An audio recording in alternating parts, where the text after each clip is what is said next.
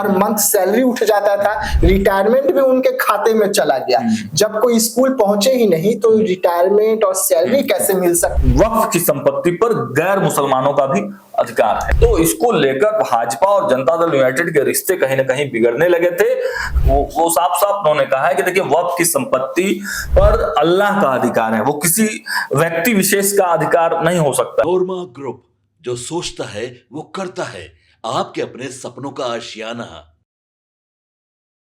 नमस्कार, मैं विकास सिंह और आप देख रहे हैं रातों रात।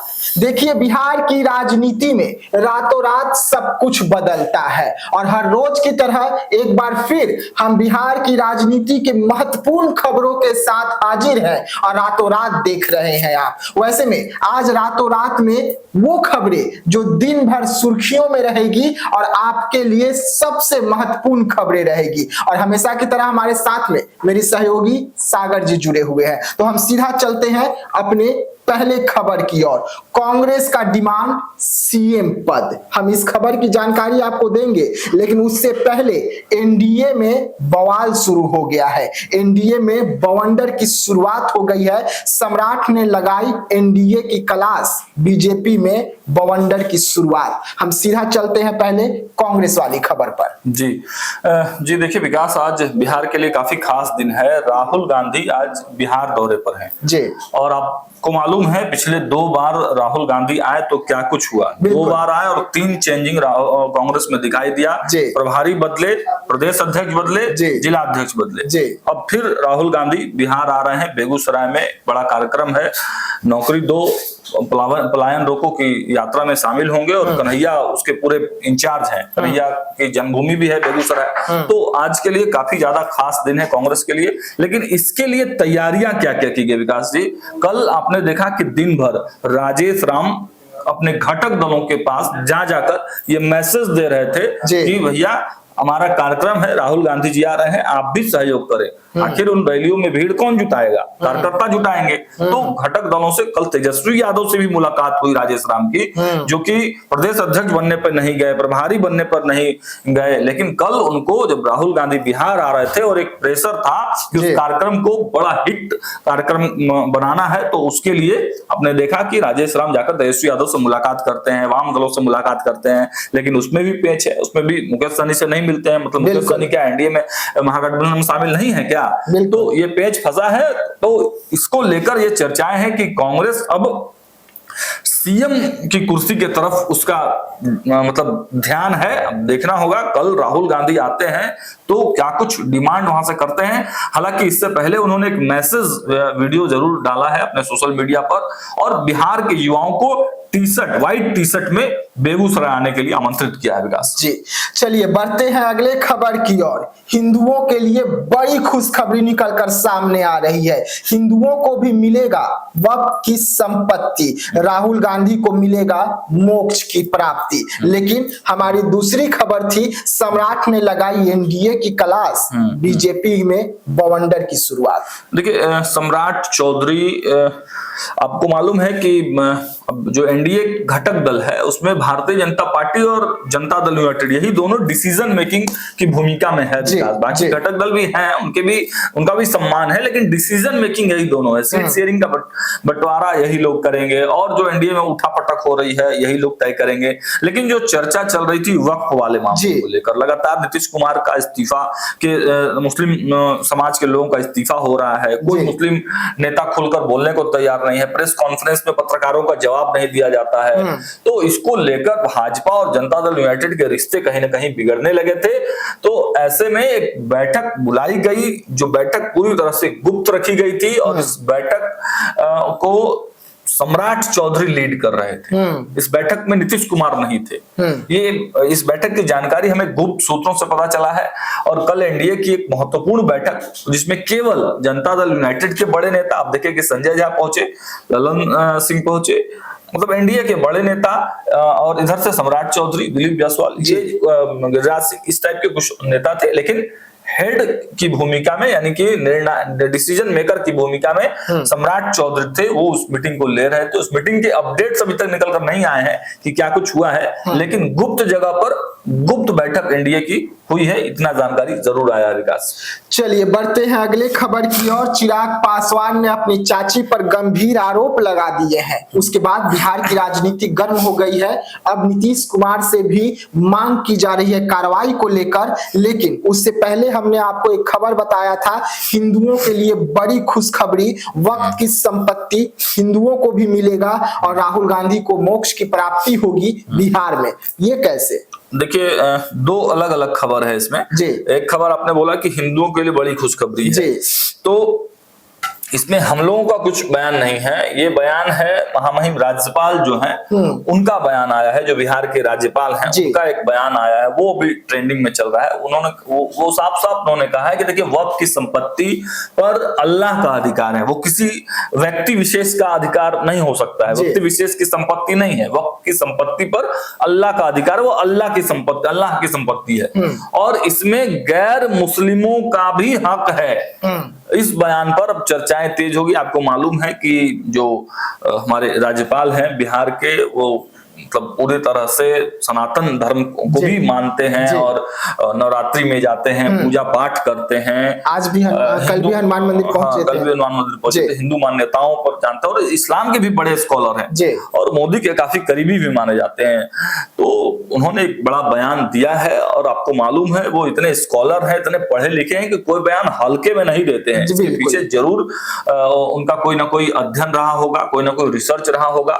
आगे उस पर विस्तार से वो भी बताएंगे, लेकिन अभी तो फिलहाल उन्होंने इतना जरूर कह दिया है कि वक्फ की संपत्ति पर गैर मुसलमानों का भी अधिकार है। बड़ा इशारा कर दिया है। लेकिन राहुल गांधी को मोक्ष मिलेगा बिहार की धरती पर? देखिए विकास, राहुल गांधी के बारे में कहा जाता है कि बड़े नेता हैं और ये बयान, फिर से ये जो बयान आया है वो बयान हमने नहीं कहा है, वो बयान भारतीय जनता पार्टी के प्रदेश अध्यक्ष दिलीप जायसवाल उन्होंने दिया है। उन्होंने कहा है कि कई जगह से राहुल गांधी घूम कर आ गए। मैं उनके शब्द भी पढ़कर सुना देता हूं। उन्होंने कहा है दिलीप जायसवाल ने कि छत्तीसगढ़, राजस्थान, दिल्ली, हर जगह इनकी हार हुई।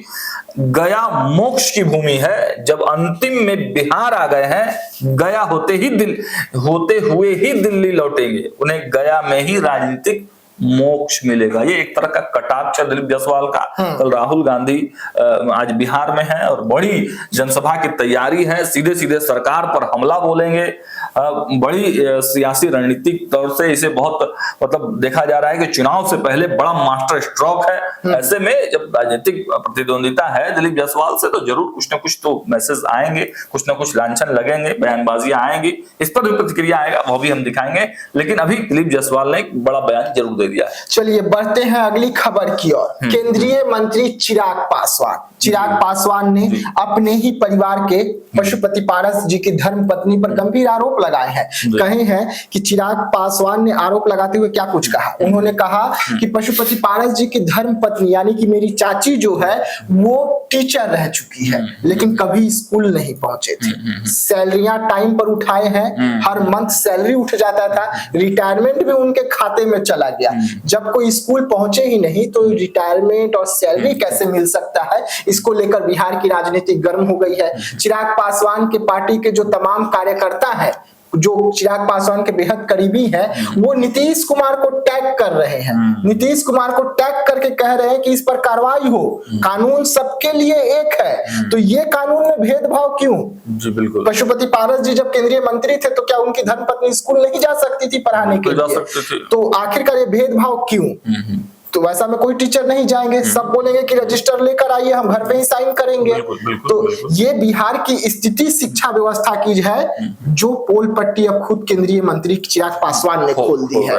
चलिए बढ़ते हैं अगली खबर की ओर। बीजेपी में बवंडर देखने को मिल रहा है। आखिरकार ये क्या है बवंडर और बीजेपी में क्या कुछ होने जा रहा है? देखिए इसमें दो चीजें हैं विकास। बीजेपी में बवंडर जरूर है ये, लेकिन बीजेपी के नेता ने एक बड़ी स्टोरी बताई है। उन्होंने कहा है कि देखिए बिहार चुनाव से पहले बिहार में बवंडर हो सकता है, भूचाल मच सकता है, भूकंप आ सकता है। भारतीय जनता पार्टी के पुराने दिग्गज नेता रहे हैं हुकुमदेव नारायण यादव, अभी उनके बेटे मधुबनी से सांसद हैं और खुद हुकुमदेव नारायण यादव भी लगभग 5 बार सांसद रह चुके हैं। उन्होंने एक भविष्यवाणी की है कि बिहार चुनाव से पहले बिहार की राजनीति में बड़ा हलचल होने वाला है, बड़ी भूकंप आने वाले हैं, भाजपा का एजेंडा पूरी तरह से एक्टिव होने वाला है। और उन्होंने यह भी बता दिया है कि कहीं ना कहीं भाजपा अपने सीएम फेस के तरफ आगे बढ़ रही है। दूसरी तरफ भारतीय जनता पार्टी में इस बात को लेकर भी हड़कंप आप कह सकते हैं। स्थापना दिवस आज भारतीय जनता पार्टी ने अपना मनाया है और स्थापना दिवस को सेवा पखवाड़ा के रूप में मनाया जा रहा है और ग्रैंड तैयारी है विकास। भारतीय जनता पार्टी के कार्यकर्ताओं को मैसेज दे दिया गया है, हर घर पे झंडा लगाना है, प्रखंड स्तर तक कार्यक्रम करने हैं, पंचायत स्तर तक मैसेज दिखाना है। मतलब एक व्यापक तैयारी है कि चुनाव से पहले भारतीय जनता पार्टी हर बूथ तक, हर गांव नुक्कड़ और हर घर तक पहुंच जाए, ये बृहद तैयारी है। चलिए, रातों रात देख रहे थे आप, कल फिर इसी वक्त हम हाजिर होंगे। रातों रात में सबसे महत्वपूर्ण खबरों को लेकर हम आते हैं जो बिहार की राजनीति के लिए बेहद खास हो जाती है। दीजिएगा इजाजत, धन्यवाद। आपके सपनों को हमने सजाया है, ई होम्स पैनोरमा को हमने बनाया है। ई होम्स मेरा एक सपना था जिसपे मैं पिछले 4 साल से काम कर रहा था। हमने जो बनाया है वो सबने है माना। ई होम्स पैनोरमा में हो आपका भी आशियाना। और फाइनली हमने 2021 में इस प्रोजेक्ट को लॉन्च किया। बहुत लोग अप्रिशिएट कर रहे हैं कि पूर्णिया जैसे शहर में, बिहार के, एक तो बिहार की बात करें उसमें भी पूर्णिया जैसे छोटे जगह में इस तरह का लाइफस्टाइल देना, ये सुन के हम लोगों को बहुत अच्छा लगता है। ई होम्स में हमने कुछ और भी किया है, जैसे हम जिस जगह में रह रहे हैं हमारे फैमिली सिक्योर हो, उनको सिक्योरिटी का ध्यान में रखा है। आपकी सुविधा और सुरक्षा आपके लिए खास है, ये आपका विश्वास है। इसमें आर्टिफिशियल इंटेलिजेंस का 7 लेयर सिक्योरिटी का हमने इस्तेमाल किया है। लस ग्रीन कैंपस को बनाया है। यदि हमारा बाउंड्री वाल है तो वो वर्टिकल गार्डन है। ये जितनी भी फैसिलिटी होता है एक इंटरनेशनल टाउनशिप में ई होम्स है, ये हम लोग विश्वास नहीं कर पा रहे हैं। जो भी हमारे मित्र दोस्त या जो भी हमारे बाहर के बाहर आते हैं तो हम लोगों को बहुत अच्छा सुनने को मिलता है और बहुत अच्छा क्रेडिट मिल रहा है। वो सारा हमने सिर्फ एक बिल्डिंग नहीं बनाया, हमें एक बहुत अच्छा लाइफस्टाइल दिया ई होम्स में, और मेरा एक सपना था जिसको मैं आज फुलफिल होते हुए देख पा रहा हूँ। ये आपका आवास है। ई होम्स पैनोरमा में अब आपका निवास है। E Homes Panorama, luxurious lifestyle redefined. Panorama group, जो सोचता है वो करता है। अगर ये वीडियो पसंद आई और वह बिहार के राजनीति और बिहारियत से सरोकार रखेनी तो सब्सक्राइब बटन दबा के चैनल के सब्सक्राइब कर ली। ओजे एगो घंटी बा, ओकरा बटन दबा देला से कुल सटीक और मारक खबर रुआ मुफ्त में मिल जाई। अगर रुआ पत्रकारिता के हमनी के नया प्रयोग में सहयोग कर चाहतानी तो ज्वाइन बटन दबा दी।